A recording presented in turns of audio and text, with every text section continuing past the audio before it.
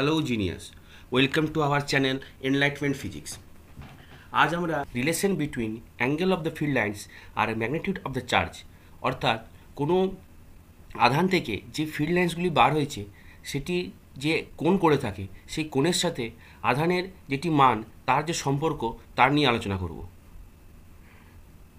এর আগেই আমরা দেখেছিলাম যদি কোনো আধান আছে যার মান প্লাস কিউ, তাহলে সেই আধান থেকে তড়িৎ বলরেখাগুলি অরীয়ভাবে বহির্মুখী হয়, এবং যদি কোনো ঋণাত্মক আধান আছে তার জন্য তড়িৎ বলরেখাগুলি অরীয়ভাবে অন্তর্মুখী হয়। এখন দেখার বিষয় যে এখানে আমরা এই যে ফিল্ড লাইন্সগুলি আঁকলাম, সেই ফিল্ড লাইন্সগুলি ঠিক কটা আঁকলে আমরা বুঝতে পারবো যে এই আধান থেকে কত পরিমাণ ফিল্ড লাইন্স বেরিয়ে আসছে। আমি তোমাকে বললাম যে +2 আধান আছে, +2 একটি আধান আছে, সেই আধান থেকে কতগুলি আমাকে ফিল্ড লাইন্স আঁকতে হবে যে তার দ্বারা আমি বুঝতে পারবো যে ওই ফিল্ড লাইন্সগুলি +2 এর ফিল্ড লাইন্সই, অর্থাৎ +2 থেকেই বার হয়েছে।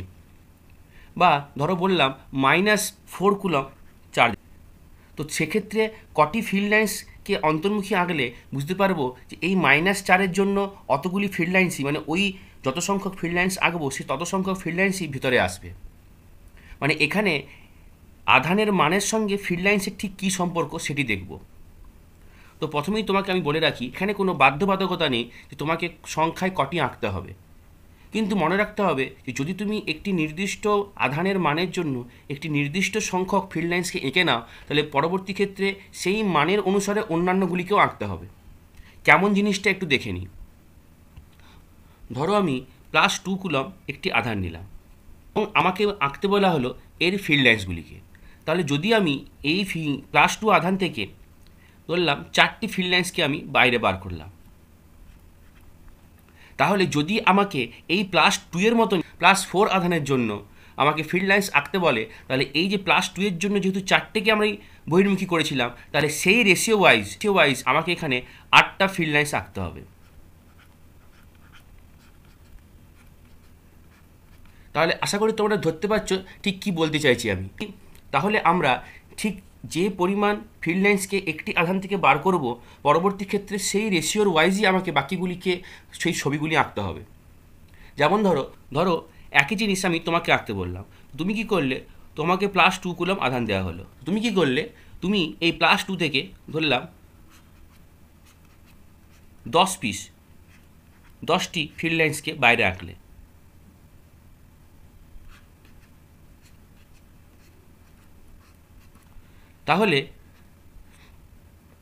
তাহলে যদি +4 কুলম্বের জন্য ফিল্ড লাইন্সকে আঁকতে বলি, তাহলে তোমাকে কিন্তু এখানে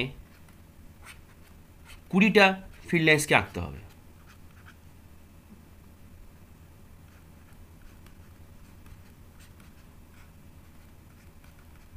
তাহলে আশা করি তোমরা বুঝতে পেরেছো যে ঠিক কিভাবে আমরা এই ছবিগুলিকে আঁকবো। অর্থাৎ আমি ঠিক যেভাবে রেশিওতে প্রথম থেকে ভেবে নেব ফিল্ড লাইন্সগুলি ছড়িয়ে আছে, ঠিক সেই রেশিও ওয়াইজই আমাকে এরকম করে আঁকতে হবে।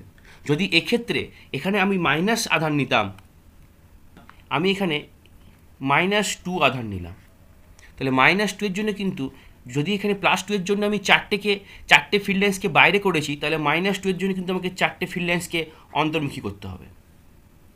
আমি যদি -6 নিই তখন কী করতাম, তখন কিন্তু এই রেশিও ওয়াইজ যদি -2 এর জন্য 4টে হয়, এবং তাহলে -6 এর জন্য আমাকে এর 3 গুণ, মানে 3 4-এ 12টা ফিল্ড লাইন্সকে অন্তর্মুখী করতে হবে। অর্থাৎ আমি ফিল্ড লাইন্সের সংখ্যা থেকে আধানের মান সম্বন্ধে ধারণা করতে পারবো। তো ধরো তোমাকে কোনো একটি অঙ্ক দেওয়া আছে, সেই অঙ্কে বলা আছে একটি চার্জ আছে +Q, সেইখান থেকে ধরলাম, সেখান থেকে তোমাকে কোশ্চেনে বলা হয়েছে ধরো যে 10টি ফিল্ড লাইন্স বেরিয়ে আসছে, এবং আরেকটি চার্জ আছে সেটি ধরলাম +q, সেখান থেকে ধরলাম 20 পিস ফিল্ড লাইন বেরিয়ে আসছে, 20টা ফিল্ড লাইন বেরিয়ে আসছে। তাহলে তোমাকে যদি বলে যে এদের আধানের রেশিও কত হবে, তাহলে একদম কনফার্মলি তুমি Q বা q যদি তাদের আমরা ফিল্ড লাইন্সের অনুপাত বার করে নিই, তাহলেই আমরা কিন্তু আধানের অনুপাতটিও পেয়ে যাব। তাহলে কত হবে? 1/2। তাহলে এখান থেকে আমরা কি বুঝতে পারছি? এখান থেকে আমরা খুব সহজেই বুঝতে পারছি তড়িৎ বক্ররেখার সংখ্যা আধানের মানের সঙ্গে সমানুপাতিক, অর্থাৎ আধানের মান যত বাড়বে তড়িৎ বক্ররেখার সংখ্যাও আস্তে আস্তে বাড়তে থাকবে। সেকেন্ড যে টপিকটা নিয়ে বলবো সেটি হচ্ছে, সেকেন্ড টপিকটি হচ্ছে ফিল্ড লাইন্সের ওরিয়েন্টেশনের সাহায্যে কী করে বুঝতে পারবো ফিল্ড লাইন্সটি যেখান থেকে বেরিয়ে আসছে, যে আধান থেকে বেরিয়ে আসছে, সেই আধানটির মানটি বড় না ছোট। ধরলাম কি এখানে একটি প্লাস কিউ চার্জ আছে এবং এখানে একটি মাইনাস স্মল কিউ চার্জ আছে।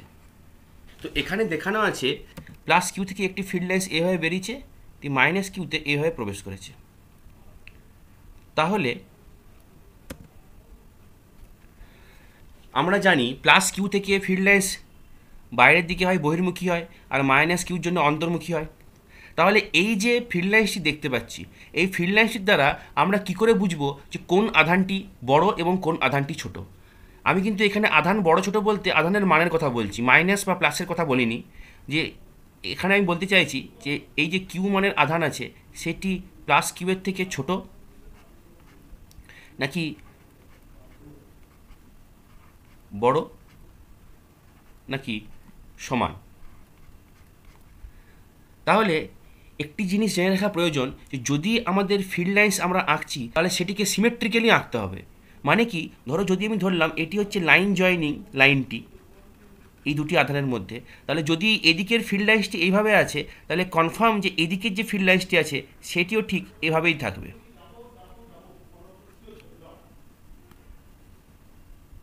এখানে একদম কনফার্ম যে এই ওপরের ফিল্ড লাইন্স যদি এইভাবে বেরিয়ে এসছে তাহলে ঠিক নিচের ফিল্ড লাইন্সটিও ঠিক সিমেট্রিক্যালি এইভাবেই বেরিয়ে আসবে। তাহলে একটা ছোট্ট বিষয় একটু দেখো, তাহলে ভালো বুঝতে পারবে। এখানে একটি প্লাস কিউ চার্জ আছে ধরছি, এখন জাস্ট এই টপিকটা নিয়ে আলোচনা করব, শুধু এখানে একটা জিনিস শিখিয়ে রাখি। ধরলাম এখানে একটি প্লাস কিউ আধান আছে এবং সেই প্লাস কিউ আধান থেকে 6টি ফিল্ড লাইন্স বেরিয়ে আসছে।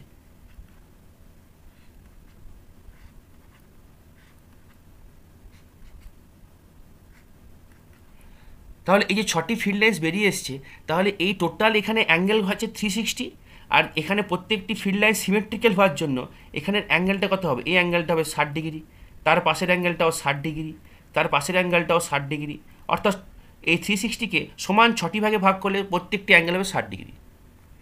তাহলে এখানে 6টি ফিল্ড লাইন্স বার হয়েছে, অ্যাঙ্গেল হচ্ছে 60 ডিগ্রি। আরেকটি চার্জ নিলাম, ধরলাম সেটি প্লাস স্মল কিউ, সেই স্মল কিউ চার্জ থেকে ধরলাম 8টি ফিল্ড লাইন্স বেরিয়ে এসছে।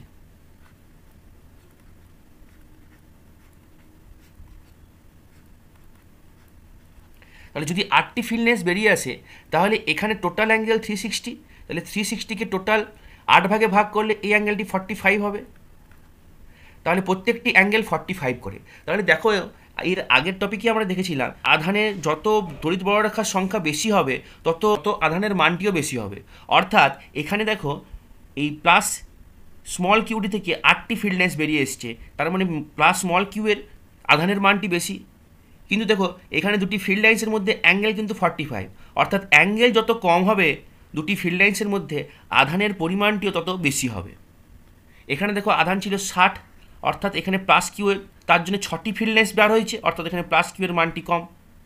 ঠিক একইভাবে তাহলে একইভাবে এই যে ওপরের ছবিটি আছে এখানে লক্ষ্য করো, এই অ্যাঙ্গেলটি যদি থিটা হয় তাহলে কি এইখানে এই দুটি তড়িৎ বক্ররেখার মধ্যে কোণটি হচ্ছে থিটা, আর যদি এই কোণটা হয় ফাই, আর যদি এই কোণটি হয় ফাই, তাহলে দেখো এখানে এই যে দুটি ফিল্ড লাইন্স দেখতে পাচ্ছি এই দুটি ফিল্ড লাইন্সের মধ্যে অ্যাঙ্গেল ফাই কিন্তু বড়, কিন্তু এখানে যখন ফিল্ড লাইন্সগুলি প্রবেশ করছে তার কিন্তু অ্যাঙ্গেলটি কিন্তু ছোট। এক্ষেত্রে ফাই গ্রেটার দ্যান থিটা।